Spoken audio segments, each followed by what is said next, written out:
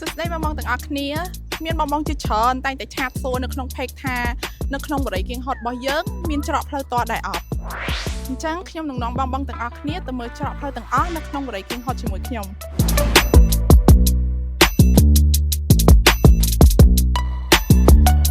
ពេលនេះយើងកំពុងតែនៅលើច្រកផ្លូវទី1នៃបរិយាគៀងហត់របស់យើង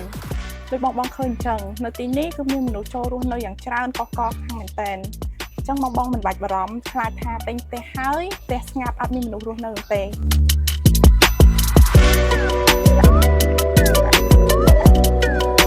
ពេលនេះខ្ញុំកំពុងតែស្ថិតនៅលើផ្លូវរដ្ឋ16ម៉ែត្រដែលយើងចេញពីច្រកផ្លូវទី1មកគឺបុកមកផ្លូវរដ្ឋ16ម៉ែត្រនេះតែម្ដងអញ្ចឹងខ្ញុំនឹងនាំបងប្អូនទាំងអស់គ្នាទៅមើលនៅច្រកផ្លូវទី2ទី3របស់យើងបន្តទៀត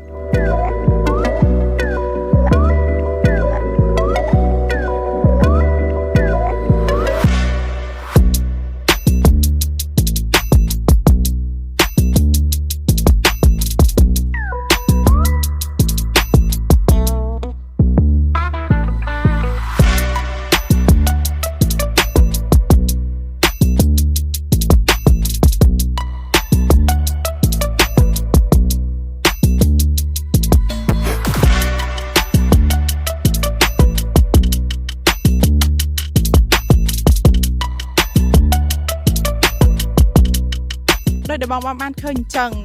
ខ្ញុំបាននាំបងប្អូនជិះឆ្លងកាត់នៅច្រកទី1ច្រកទី2និងច្រកទី3ដូចមកហើយច្រករបស់យើងទាំងអស់គឺអត់មានផ្លូវតនោះទេហើយអ្វីដែលកាន់តែពិសេសនោះគឺច្រកផ្លូវរបស់បរិយាគៀងហត់ទាំងអស់គឺអមទៅដោយផ្លូវរដ្ឋ16ម៉ែត្រទាំងសងខាងតែម្ដង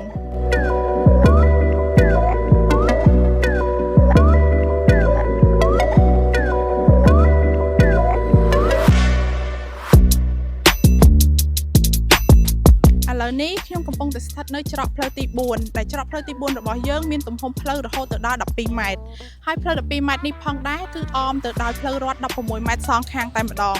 អញ្ចឹងបងមិនបាច់បារម្ភអំពីផ្លូវតនៅក្នុងបរិយារបស់យើងនោះទេ